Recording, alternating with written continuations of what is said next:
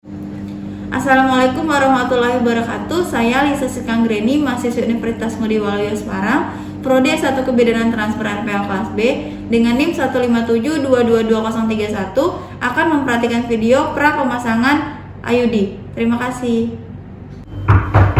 Assalamualaikum. Waalaikumsalam. Iya Bu, silakan masuk. Iya Bu. Bentar saya tutup pintu dulu ya. Ya.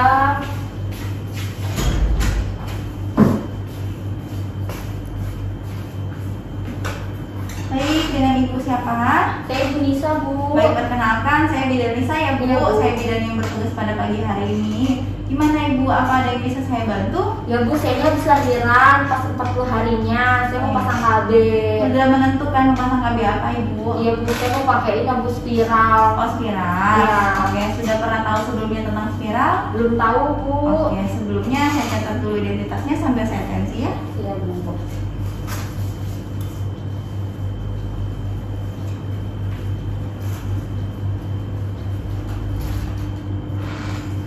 Tadi namanya Ibu Anissa ya? Iya. Hari terakhirnya tanggal berapa masih ingat? Berapa ya Bu? 15 Juli kok nggak salah Bu. 15 Juli, hari pertama haid ya? Oh iya. Ya. Iya. Untuk pola haidnya berapa hari biasanya? 7 hari ya Bu. 7 hari. Kalau ganti pembalut berapa kali sehari ya Bu? 3 kali Bu biasanya. 3 kali. Ini hamil ke berapa? Ambil anak kedua Bu. Anak kedua. Berarti yang hidup 2. berarti kemarin lahirannya anak kedua Iya. ya?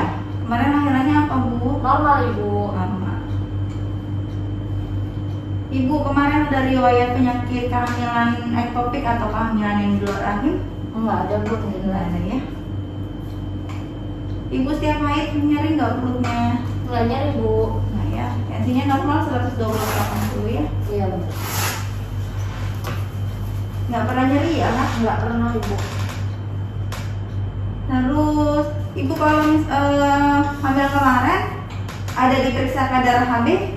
Ada Bu. Di mana periksanya? Di puskesmas kemarin. Hasilnya berapa? Kemarin itu 12,3 kalau nggak Iya. salah. Nggak di bawah 9 berarti ya? Enggak. Berarti tidak anemia ya Bu? Bu. Ada riwayat penyakit infeksi menular seksual? Alhamdulillah nggak ada. Nggak ada ya. Ada riwayat penyakit infeksi panggul? Nggak ada Bu. Ya. Ada riwayat operasi perut bagian bawah Ibu? Nggak ada. Nggak ada riwayat operasi sesar ya? Nggak ada. Oke. Berarti sebelumnya belum mengetahui tentang KB spiral tapi ingin memasang KB spiral ya Bu? Iya Bu. Oke. Baik, berarti saya akan menjelaskan tentang spiral atau KDR ya.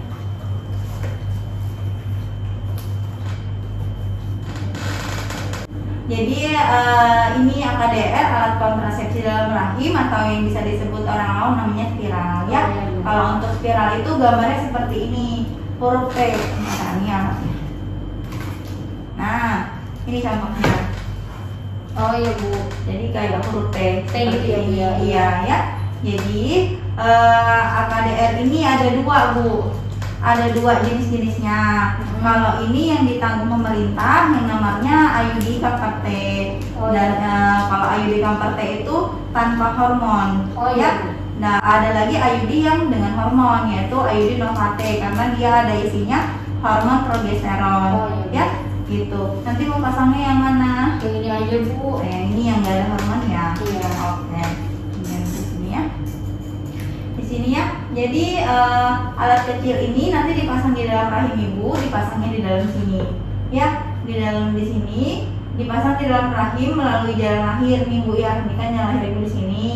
Jadi dimasukin menuju dalam rahim dengan menggunakan alat. Nanti dimasukin dibuka dulu mulut jalan lahir ibu menggunakan cacar bebek. Oh Gitu ya. Jadi dibuka dulu nanti dimasukin alat biar bisa masuk spiralnya gitu ya. Jadi alat ini sangat efektif dan aman, dapat dicabut kapan saja, bekerja hingga 10 tahun tergantung jenisnya. Kalau ibu tadi kan milihnya yang Kamper ya. Terus ya dapat menambah perdarahan haid atau bisa juga menyebabkan nanti kalau bisa setelah pemasangan spiralnya gitu ya.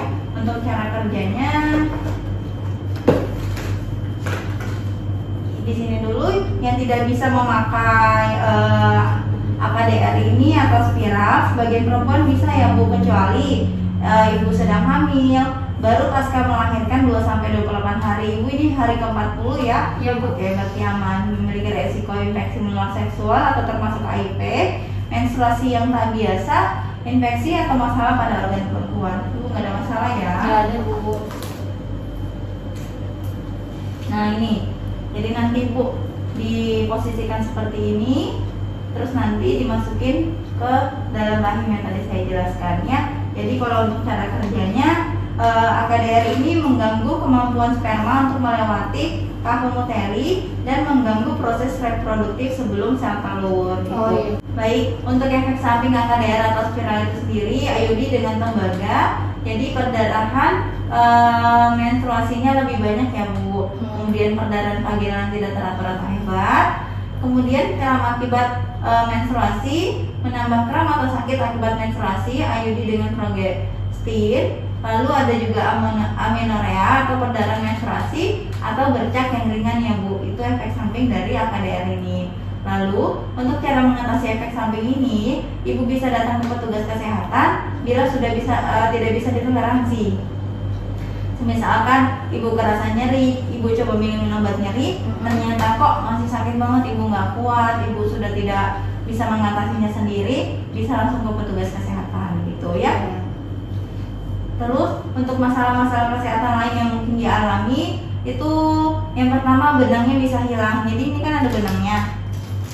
Yang ini warna biru. Oh iya Bu. Nah, yang mungkin bisa terjadi itu biasanya benangnya hilang. Kemudian ada sedikit peningkatan resiko infeksi pelvik sampai 20 hari setelah dimasukkan alat steril ini. Kemudian jarang terjadi, tapi ada terjadi yang namanya perforasi uterus gitu. Lalu juga bisa ini yang spiralnya tiba-tiba lepas secara spontan ya Bu. Jadi ya semoga tidak terjadi sih ya. Kemudian bisa terjadi masalah kesehatan, kehamilan ektopik, aborsi spontan. Kemudian juga pasangan mengeluh merasakan benang. Ini sih yang biasa umumnya terjadi.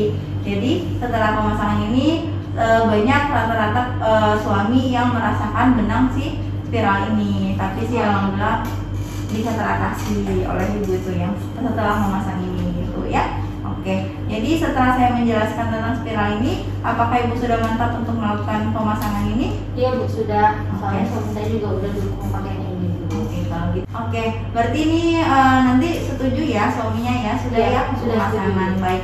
Untuk penjelasan yang sudah saya jelaskan, apakah ibu sudah jelas? Bisa mengulangi sedikit? Sudah jelas Ibu, berarti kalau misalnya saya kan 40 hari setelah nikah ini ya, berarti saya boleh karena kan udah nggak hamil sama 2 hari sampai 28 hari itu nggak boleh ya Bu ya. Betul. Terus efek sampingnya itu biasanya tuh kram, terus haidnya itu ya agak banyak gitu ya Bu ya. Terus ya mungkin agak kurang nyaman buat suami saya ya Bu Iya, ya. nanti kan kerasa itu benangnya. Oh iya. Apa ada yang saya bisa bantu lagi? Sudah Ibu, terima kasih ya buat penjelasannya. Oke, baik. Terima kasih ya Bu. Assalamualaikum. Di jalan. Waalaikumsalam. Setelah melakukan konseling, kita lakukan pendokumentasian.